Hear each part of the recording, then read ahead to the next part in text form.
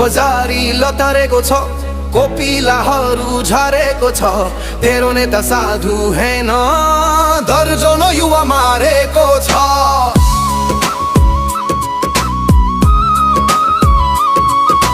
कानुनी कारवाही गर्दा सडकमा आएको किन? तिम्रो नेताले बच्चामाथि गोली चलाएको किन? पहिला पछि गनायो भ्रष्टाचार, युवा माथि गर्यो अत्याचार। उसको लागि सडक तताउनुको छैन अब कुनै सार। विधिको शासनमा झोलेहरू हो, त्यो व्यक्ति भन्दा कानुन ठुलो। कानुनको पैताला